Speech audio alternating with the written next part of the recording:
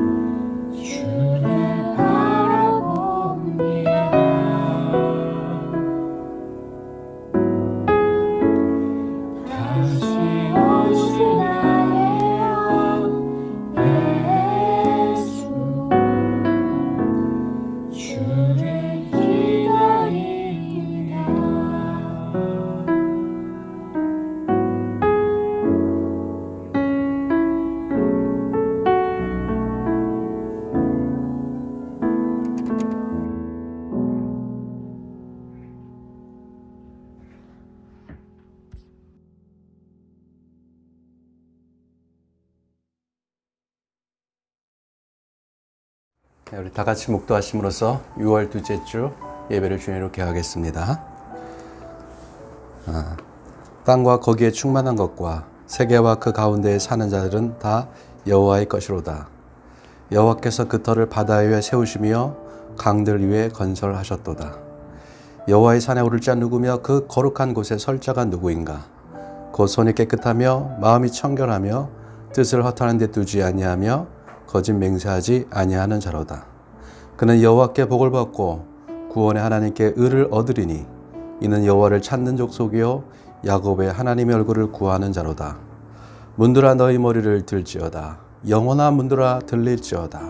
영광의 왕이 들어가시리로다. 아멘. 다 같이 기도하시겠습니다. 하나님 아버지 감사합니다. 저희를 한 주간 저희 각자의 삶의 위치에 있다가 이 시간 다시 영상을 통해서 예배합니다. 이 자리에 저희가 주 앞에 나아갑니다. 주여, 우리가 이 시간에 주 앞에 마음을 다하여서 신령과 진정으로 예배하기를 원합니다. 주의 성령께서 이 시간에 각 가정에서 각 처소에서 하나님을 예배하는 그 자리에 함께 하시고 임재하여 주시옵소서. 그래서 주께서 예배를 통해서 은혜를 받게 하시고 샘을 얻게 해주시며 또한 이 시간에 드리는 예배를 통해서 새 힘을 얻고 한 주간 주께서 주는 은혜로 살아갈 수 있도록 좀 도와주시옵소서. 하나님, 우리 성도들 각자의 상황 가운데 여러 가지로 어려운 상황 가운데 있는 분들이 있습니다. 주께서 그분들 가운데 함께 주시옵소서.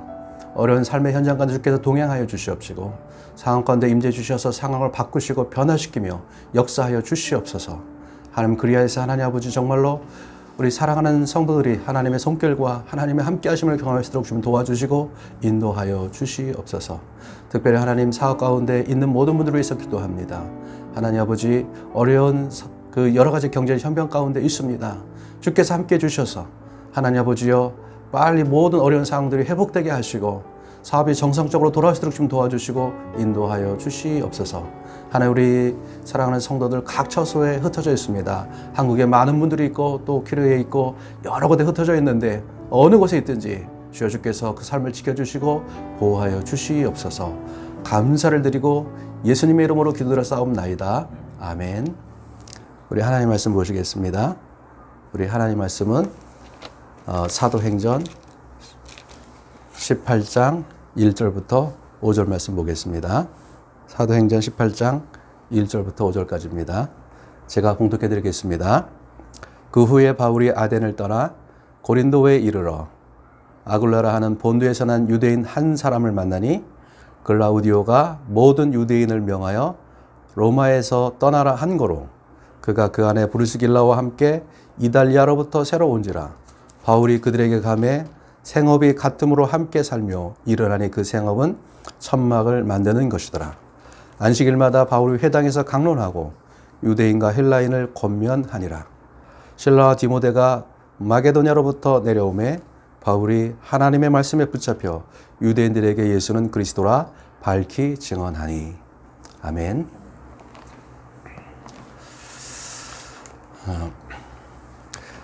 제가 한국에서 목회할 때 일입니다. 제가 많이 지치고 힘든 상태에 있었던 때였습니다. 그런데 어느 날 전화가 걸려왔어요.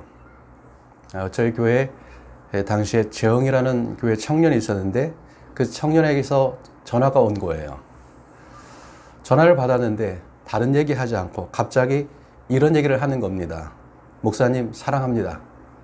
목사님이 저희 목사님이라 해서 기뻐요. 목사님에게 항상 감사하고 있습니다. 그리고 전화를 끊는 거예요. 그 전화를 받고 나서 제 마음이 따뜻해지고 마음 가운데 힘을 얻는 것을 느꼈습니다. 이 한마디의 따뜻한 감사의 전화가 지치고 피곤한 나의 마음 가운데 새로운 힘을 솟게 했던 것이죠. 우리에게는 누군가의 격려가 필요하고 누군가의 위로가 필요합니다. 늦가을이 되면 기러기들이 무리를 지어서 남쪽으로 날아가는 것을 보게 됩니다. 기러기들이 장거리를 이동할 때에는 V자 대형을 유지하며 날아갑니다. 그냥 V자 대형으로 날아가는 것이 아닙니다. 이렇게 V자 대형을 유지하며 날아가면 앞에서 나르는 기러기가 날개짓을 하면서 일으키는 파동이 뒷다리는 기러기의 유형에 도움을 주는 것이죠. 그래서 기러기 편대가 이동하는 데 소요되는 에너지의 약 30% 정도를 절약할 수 있다고 합니다. 그러다 장거리 비행 중에 V자의 꼭지점에서 날던 리더격의 기러기가 지지게 되면 그 기러기는 V형 대열의 앞열을 떠나서 대열의 중간으로 들어가게 되고, 그러면 바로 뒤에 쫓아가던 기러기 한 마리가 그 대열의 앞에 자리로 들어가서 편대를 이끈다는 것입니다. 이렇게 무리지어 서로 돕고 협력하여 날아가기 때문에 기러기는 혼자 날아갈 때보다 70%를 더 멀리 날아갈 수 있다고 합니다. 오늘 본문 1절에 보면은 바울이 아덴을 떠나서 고린도에 이르게 됩니다. 바울이 2차 전도 여행 중에 아덴을 떠나 고린도에 온 것이죠. 고린도에 도착했을 때 바울의 마음이 어땠을까요? 바울의 마음을 짐작하게 할 수 있는 말씀이 있습니다. 사도행전 18장 9절에서 10절까지를 보겠습니다. 밤에 주께서 환상 가운데 바울에게 말씀하시되 두려워하지 말며 침묵하지 말고 말하라. 내가 너와 함께 있으며 어떤 사람도 너를 대적하여 해롭게 할 자가 없을 것이니 이는 이 성중에 내 백성이 많음이라 하시더라. 두려워하지 말고 침묵하라고 말씀하십니다. 이 성중에 내 백성이 많을 거야 라고 말씀하세요. 이 말을 역설적으로 바꾸면은 지금 바울의 마음 가운데 두려운 마음이 있다는 것입니다. 바울은 왜 두려워했을까? 고린도라는 도시 자체가 사람을 두렵게 하는 거예요. 그러면은 고린도가 어떠한 도시였는가? 당시 고린도라는 도시는 두 가지로 유명한 도시였습니다. 첫 번째는 제약으로 유명한 도시였어요. 특별히 성적인 타락이 아주 심각한 도시였습니다.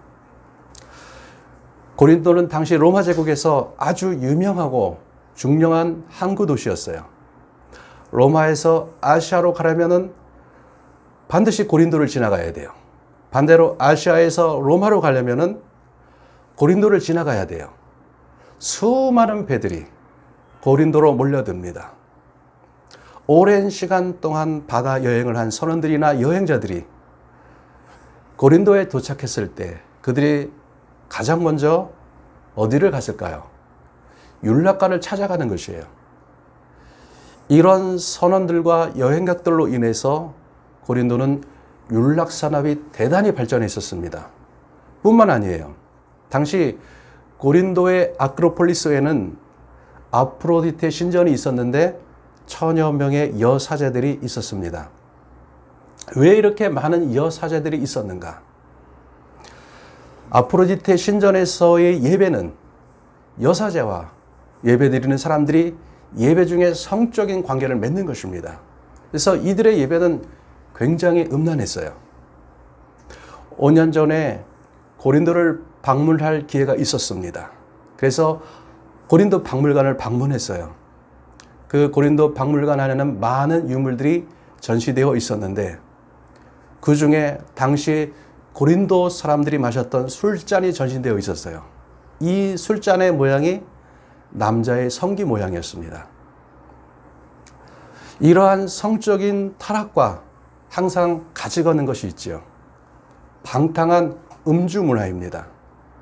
당시 고린도 항구에서부터 시내 중심지까지 오는 긴 도로가 있었고 그 주변으로 수많은 가게들이 있었는데 그 대부분이 선술집이었다고 합니다. 음란하고 술 취하고 방탕한 문화, 그것이 바로 고린도였어요. 여러분, 고린도의 이미지가 어떤 것인지 상상이 가시지요. 한국에서 살 때 지역마다 사람들의 이미지가 있습니다. 서울 하면은 깍쟁이, 그런 이미지가 있어요. 그래서 서울 깍쟁이라고 불러요. 강원도는 감자바위라는 별칭이 붙여져 있어요. 당시 로마 제국 안에서 고린도 사람들에 대한 별칭들이 있었습니다.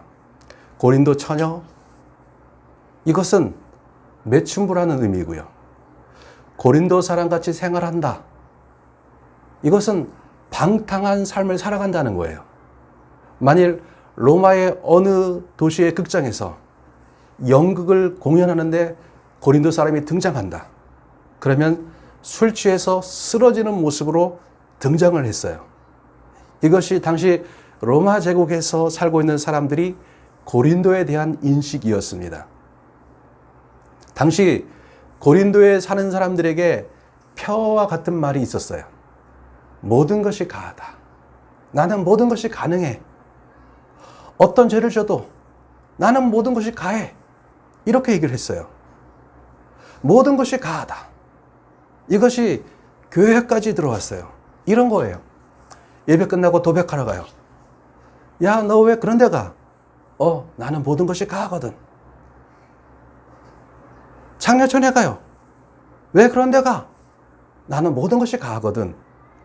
그래서 교회 안에 자신의 계모와 사는 사람이 있었어요. 그것을 용납했어요. 바울이 얘기하죠. 고린도전서 10장 23절에 모든 것이 가하나 모든 것이 유익한 것이 아니요 모든 것이 가하나 모든 것이 덕을 세우는 것이 아니니. 이런 도덕적 관념을 가지고 있었던 도시가 고린도였습니다. 두 번째로 고린도가 무엇으로 유명했냐면은 지식과 철학으로 유명했습니다. 바울이 고린도에 오기 전에 있었던 도시가 아덴입니다. 오늘날 그리스의 수도 아테네입니다. 아덴이 어떤 도시인가? 소크라테스가 살았고요. 플라톤이 살았고요. 아리스토텔레스가 살았던 도시예요. 고대 그리스 문명의 꽃을 피웠던 도시입니다. 수많은 철학자들이 살았던 도시이고 세계 최고의 지성의 도시였습니다. 바울이 그곳에서 어떻게든지 복음을 전하려고 했어요. 에피쿠로스의 철학자들과 스토아의 철학자들과 논쟁하면서 복음을 전하려고 했습니다. 그래서 바울이 아레오바고 광장에서 알지 못하는 신에게라는 이름으로 설교하며 복음을 전하려고 했습니다. 그러나 엄밀한 의미로 본다면은 바울의 아덴에서의 전도는 실패라고 볼 수 있을 것 같아요. 스스로 지혜롭다고 생각하는 아덴 사람들이 복음에 대해서 문을 열지 않은 것입니다. 그들이 보기에 복음은 미련한 것이에요.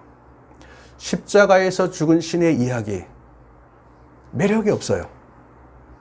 지혜롭다고 생각하는 그들에게 이것은 어리석은 일이었어요. 결국 바울은 아덴에서 교회를 세우지 못하고 낙담한 마음과 실망한 마음을 가지고 고린도에 왔을 것입니다. 그런데 당시 고린도는 아덴과 함께 지적으로 쌍벽을 이루는 도시였습니다. 고린도는 당시 로마 제국의 그리스 지방의 수도였어요. 그리스 지역 전체를 다스리는 로마 총독이 고린도에서 다스렸습니다. 어느 나라든지 최고의 인재들이 수도로 몰리게 되지요. 당시 그리스 지방의 최고의 수사학자들, 최고의 철학자들이 고린도에 머무르고 있었어요. 여러분, 고린도에 대해서는 이런 그림을 그리면 됩니다. 고린도는 복음에 대적하는 두 개의 큰 장벽이 있는 도시였는데요. 하나는 소돔과 고모라 같은 쾌락과 죄악으로 가득 찬 도시였고요. 반면에 지적인 교만함이 아주 높았던 그러한 도시였습니다. 복음을 대적하는 도시, 복음을 전하기에 너무나도 어려운 도시, 이것이 고린도였던 것이지요. 그러나 꼭 복음이 뿌리 내려야 하는, 교회가 세워져야 하는 아주 중요한 전략적인 도시였던 것이에요. 바울은 이러한 고린도를 너무 잘 알고 있었기 때문에 엄청난 부담과 고민을 가지고 고린도에 왔을 것입니다. 바울이 고린도에 왔을 때 하나님이 예비해 두신 사람들이 있었습니다. 2절과 3절을 보겠습니다. 아굴라라 하는 본도에서 난 유대인 한 사람을 만나니 글라우디오가 모든 유대인을 명하여 로마에서 떠나라 항고로 그가 그 안에 브루스길라와 함께 이달리아로부터 새로 온지라.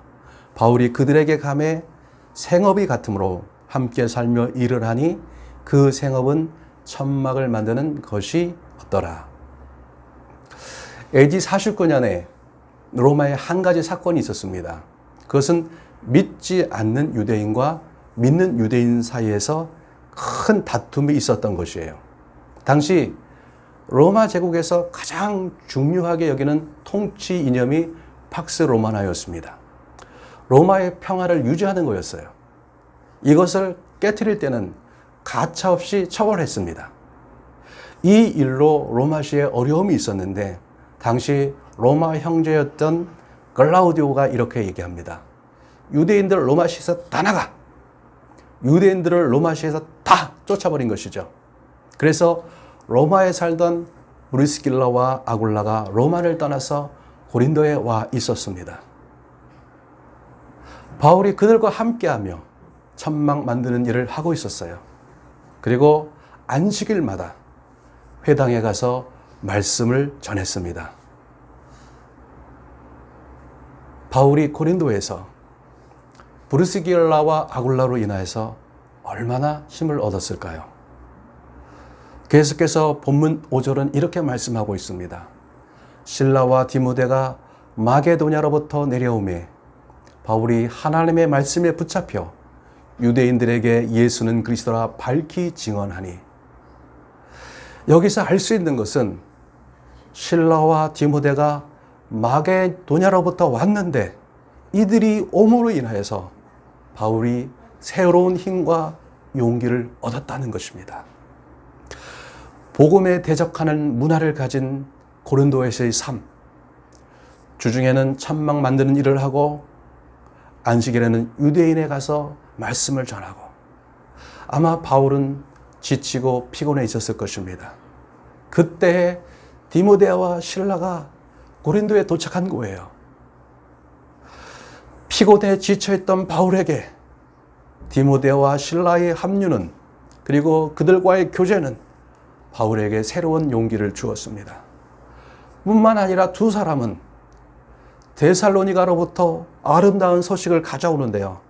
바울이 3주밖에 말씀을 가르치지 못했던 데살로니가 교회, 이방인들의 핍박으로 인해서 어쩔 수 없이 도망하듯이 떠났던 데살로니가 교회, 그 교회가 믿음 안에서 잘 자라고 있다는 소식을 그들이 들려준 거예요. 큰 위로를 받았습니다. 사역자에게 본인이 세운 그 교회가 하나님의 말씀 안에서 세워져가고 있다는 것만큼 기쁜 소식이 어디에 있겠습니까? 그래서 바울은 새 힘을 얻어서 담대하게 하나님의 말씀을 전했습니다. 여러분, 그럴 때가 있지 않습니까? 마음이 정말 힘들고 공고할 때가 있습니다. 그때 내 마음의 아픔과 외로움과 고민을 들어줄 사람이 필요한 것이지요. 나를 위해 중보해 기도해 줄 사람이 필요합니다. 누군가 나를 위해 진실로 기도해 주고 있다는 것을 안다면 그때 얼마나 큰 힘을 얻을까요? 그러한 사람이 내 옆에 있다면요, 그 사람은 빨리 지치지 않을 것입니다. 멀리 갈 수 있습니다. 오래 갈 수 있습니다. 새로운 힘을 얻을 수 있습니다. 사람을 찾아다니면서, 사람을 붙잡으면서 사람을 의지하는 것은 문제가 있는 것이지만은 우리에게는 사람들로부터의 격려와 위로가 필요하다는 것입니다. 창세기 1장 26절에 보면은요, 하나님이 이르시되 우리의 형상을 따라 우리의 모양대로 우리가 사람을 만들고 하나님이 그 형상을 따라 우리를 만드셨다고 말씀합니다. 하나님은 삼위일체로 존재하십니다. 성부, 성자, 성령께서 함께 하시는 것입니다. 우리를 하나님의 형상대로 만드셨다는 것은 우리를 함께 하는 존재로, 코이노니아하는 존재로, 교제하는 존재로 만드셨다는 것입니다. 함께 할 때 힘을 얻는 것이죠. 바울 주변에는 항상 함께 하는 사람들이 있었습니다. 1차 전도여행 때는 바나바가 있었고 2차 전도여행 때는 실라와 디모데가 있었고 3차 전도여행 당시에는 디모데와 누가가 함께 했습니다. 바울이 로마에 갇혀 있을 때는 8명의 동역자가 함께하고 있었던 것을 보게 됩니다. 바울이 전도여행을 할 때 당한 고통과 핍박은 엄청난 것이었어요. 그래서 고린도 후서 11장 24절부터 27절에 보면은 이렇게 말씀하고 있어요. 유대인들에게 40에서 하나 감한매를 5번 맞았으며 3번 태장으로 맞고 1번 돌로 맞고 3번 파송하고 일주일을 깊은 바다에서 지냈으며 여러 번 여행하면서 강의 위험과 강도의 위험과 동족의 위험과 이방인의 위험과 시내의 위험과 광야의 위험과 바다의 위험과 거짓 형제 중에 위협을 당하고 또 수고하며 애쓰고 여러 번 자지 못하고 줄이며 목마르고 여러 번 굶고 죽고 헐벗었노라고 말씀하고 있습니다. 감옥에 갇히고 죽을 뻔하고 매맞고 돌로 침을 당하고 배가 파산해서 죽을 뻔하고 굶고 헐벗고 상상하기 힘들 정도의 일들을 바울은 당했어요. 이렇게 힘들고 고통스러운 전도여행의 여정 가운데서 하나님이 그와 함께 하시며 지켜주셨지만 동시에 항상 그의 옆에는 누군가가 있었다는 것입니다. 어떤 때는 바나바가, 어떨 때는 실라와 디모데가, 어떨 때는 누가가 그의 옆에 있었습니다. 우리에게는 하나님의 함께 하심과 도우심이 필요합니다. 동시에 우리에게는 사람의 격려와 위로가 필요합니다. 예수님에게서조차 이것이 필요할 때가 있으셨습니다. 십자가를 앞에 두고 예수님께서는 겟셋마네로 기도하러 가실 때 베드로와 야고보와 요한을 데리고 가셨습니다. 그리고 제자들을 두시고 홀로 기도하러 자리를 옮기셨는데 자리를 옮기시면서 함께 간 제자들에게 이렇게 부탁하셨습니다. 마태복음 26장 38절에 보면은요, 이렇게 말씀하고 있지요. 이에 말씀하시되 내 마음이 매우 고민하여 죽게 되었으니 너희는 여기 머물러 나와 함께 깨어 있으라 하시고,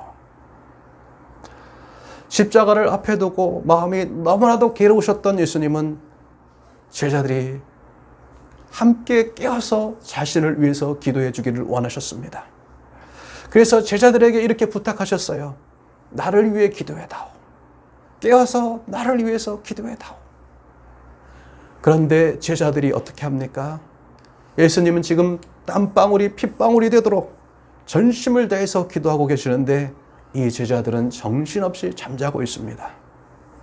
기도하시다가 오셔서 제자들의 모습을 보시고 그 모습을 보신 주님의 마음이 어땠을까요? 그렇지 않아도 괴로우신데 예수님이 그 모습을 보시면서 마음이 아프셨어요. 만약에 제자들이 깨어서 기도했다면 예수님이 얼마나 위로를 받으셨을까요? 그래서 예수님께서 제자들에게 다시 말씀하시죠. 나와 함께 1시간이라도 깨어서 기도할 수 없느냐. 예수님에게도 이러한 격려와 기도가 필요했던 것이죠. 제자들의 기도, 제자들이 스승인 주님을 위해서 함께하는 그 마음을 주님께서도 느끼고 싶었던 거예요. 주님도 그랬는데요. 당연히 우리에게 이러한 기도와 격려가 필요하지 않겠습니까? 주 안에서 사랑과 위로를 주는 따뜻한 말 한마디, 나를 향한 염려와 걱정이 담긴 사랑의 기도, 이것이 우리에게는 필요합니다. 코로나19로 인해서 정말로 어려운 시간들을 보내고 계십니다. 키르기즈의 한인사회가 흔들리고 있다는 소식을 듣습니다. 사업하는 분들 중에 어렵지 않은 분들이 없습니다. 사업을 접는 분들이 있다는 얘기도 듣습니다. 앞으로 상황들이 어떻게 진절될지 모르겠습니다. 결코 쉽지는 않을 것이에요. 어려운 시간들을 우리는 이겨나가야 돼요. 힘든 시간들을 우리는 이겨나가야 돼요. 이때 서로를 향한 격려와 교제와 기도가 필요합니다. 더욱더 필요한 것이죠. 우리는 이 시간을 기러기가 V자 대형으로 날아가듯이 이렇게 서로에게 힘을 주면서 격려하면서 날아가야만 하는 것이죠. 교회를 섬기고 선교 사역을 하다 보면 마음에 눌림이 있을 때가 참 많습니다. 교회를 섬기는 일이 쉽지 않고요. 외국인으로서 키르기즈에 산다는 것이 쉽지 않을 때가 참 많습니다. 선교사로서 감당해야 할 일들에 대한 짐들이 있습니다. 어떨 때는 이러한 짐들이 감당할 수 없을 만큼 무거울 때가 있습니다. 저에게는 주님의 위로와 사람들의 격려가 필요한 것이죠. 여러분, 한 사람 한 사람에게는 주님의 위로와 함께 사람들의 격려와 위로의 메시지가 필요한 것이죠. 저는 우리 고려 할머님들께 참 감사를 드려요. 할머니들 때문에 힘을 얻을 때가 참 많습니다. 할머니들 그렇게 말씀하세요. 우리 목사님 좋습니다. 우리 목사님 최고예요. 제가 뭐가 잘났겠습니까? 그런데 할머니들의 이 말씀 속에서 저를 향한 따뜻한 격려를 느끼는 것이죠. 그래서 할머니들을 만나면 힘을 얻습니다. 저희 교회 안에 이러한 따뜻한 위로와 격려들이 많았으면 좋겠습니다. 집사님이 계셔서 제가 행복합니다. 집사님 힘내세요. 집사님 사랑합니다. 장로님 감사해요. 장로님이 계셔서 기도하고 있습니다. 입 빨린 소리가 아닌 마음으로부터 오는 사랑과 관심입니다. 이러한 따뜻한 위로와 격려의 말들이 기러기의 날갯짓이라고 우리는 생각합니다. 이것이 우리로 하여금 이 땅에서 오랫동안 날 수 있도록 합니다. 이러한 것들이 이 어려운 시간을 이겨낼 수 있는 힘이 됩니다. 성도 간에 아름다운 코이노니아가 있기를 소망합니다. 키르기즈에 계신 선교사 사모님이 그런 간증을 하셨어요. 남편이 한국을 갔다 올 때 인천공항에서 비행기를 탈 때마다 항상 투덜거리신다는 거예요. 이렇게 말씀하신다는 거예요. 내가 왜 키르기즈에 가야 하지? 내가 왜 키르기즈에 가야 해? 한국에 있고 싶은 거예요. 몇 년 전에도 그런 일이 있으셨대요. 공항에서 짐을 붙이면서 투덜투덜 거리시는 거예요. 나 가기 싫다고. 여기 있고 싶다고. 그런데 짐을 붙이는 곳에서 아시는 사모님이 짐을 붙이는 것을 보셨어요. 그것을 보고 힘을 얻으셨다는 거야. 아, 그렇지. 나 혼자 이 길을 가고 있는 것이 아니지. 함께 이 길을 가고 있는 분들이 있지. 그러면서 씩씩하게 힘을 내시더라는 거예요. 누군가 나와 함께 하고 있다는 것은 우리에게 힘을 줍니다. 그리고 그 사람의 따뜻한 격려의 한마디. 이것이 우리에게는 지금 필요한 시기인 것이죠. 여러분, 코로나19로 인해서 힘든 이 시기, 우리가 서로를 격려하고 전화로도 한번, 그리고 만나면은 따뜻한 말 한마디로라도 격려해 주시기 바랍니다. 그래서 우리가 함께 이 시간을, 이 어려운 시간들을 잘 이겨나가기를 주님의 이름으로 축복합니다. 아멘. 함께 기도하시겠습니다. 우리 좀 이 시간에 하나님 앞에 잠잠히 나아갔으면 좋겠습니다. 우리는 홀로 살아갈 수 없고요. 나 혼자 이 모든 상황을 이겨나갈 수가 없습니다. 하나님은 우리에게 사람들을 붙여주셨고 또 나에게 다른 사람을 섬길 수 있는 기회를 주시는 것이죠. 바울도 예수님조차도 정말로 힘든 그때 누군가로부터의 격려와 기도와 위로의 말을 듣고 싶었던 것이죠. 바울은 고린도라는 죄악의 도성, 지성의 도시에서 복음의 큰 장벽이 있는 그곳에서 날마다 천막만들을 일하면서 주말에는 복음을 전하면서 전도여행의 사역을 감당했습니다. 지쳐있는 그들에게 마게도냐로부터 실라와 디모데가 왔을 때 새로운 힘을 얻고 힘있게 복음을 전했다고 말씀을 하고 있습니다. 디모데와 실라의 합류는 바울에게 힘을 얻게 했습니다. 여러분, 우리에게도 이러한 디모데와 실라가 필요한 것이죠. 나에게는 누군가 이 땅에서 살아갈 때 나와 함께 할 수 있는 그 사람이 필요한 것입니다. 집사님 힘내세요. 집사님 위해서 기도하고 있습니다. 장로님 위해서 기도하고 있습니다. 성도님 힘내세요. 내가 기도하고 있습니다. 여러분, 이 격려와 관심과 사랑이 우리로 하여금 이 땅 가운데서 멀리 날아갈 수 있도록 해주는 것이죠. 우리가 이 힘들고 어려운 이 시간들을 이렇게 함께 격려하며 하나의 공동체를 이루어서 이겨나기를 원합니다. 우리가 좀 우리 주변을 돌아보기를 원합니다. 주여 도와주시고 인도해 주십시오. 우리가 함께 같이 우리의 통성으로 기도하기를 원합니다. 다 같이 기도하시겠습니다. 하나님 아버지 함께하여 주시옵소서. 주님의 은혜를 구합니다. 하나님, 우리에게는 주님의 은혜가 필요할 뿐만 아니라 하나님 주께서 우리에게 코이노니아로 붙여주신 귀한 성도들의 하나님 함께 기도하는 격려와 함께 기도하는 아버지 위로가 필요합니다. 하나님 도와주시고 인도하여 주시옵소서. 하나님, 이 힘든 시간들을 우리가 하나님 기러기의 V자 날개처럼 서로가 서로 날개짓 해주면서 서로가 서로 날개짓으로 아버지 격려해주면서 이 시간들을 이겨나갈 수 있도록 도와주시옵소서. 하나님, 그것이 우리에게 멀리 날아갈 수 있게 하고 오래 날아갈 수 있도록 합니다. 주님 도와주시고 인도하시고 역사하여 주시옵소서. 그래서 하나님, 우리 아버지 하나님이시여 비슈케 한인교회 성도들이 하나님 아버지 하나님이시여 이기게 하여 주시옵시고 승리하게 하여 주시고 하나님께서 주신 이 은혜로 말미암아 우리가 능히 이 모든 것을 통과하고 주께서 예배하신 더 멋지고 풍성한 삶으로 들어갈 수 있도록 주님 도와주시고 인도하여 주시옵소서. 감사를 드리고 예수님의 이름으로 기도드려 싸움나이다.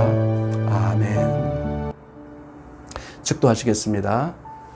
지금은 우리 주 예수 그리스도의 은혜와 아버지 하나님의 크신 사랑과 성령의 임재하심과 동행하심이 우리 비시객 한인교회 성도들과 키르기즈에 있는 모든 교회와 성도들 가운데 지금부터 영원까지 함께 하실 것을 간절히 축원하옵나이다. 아멘.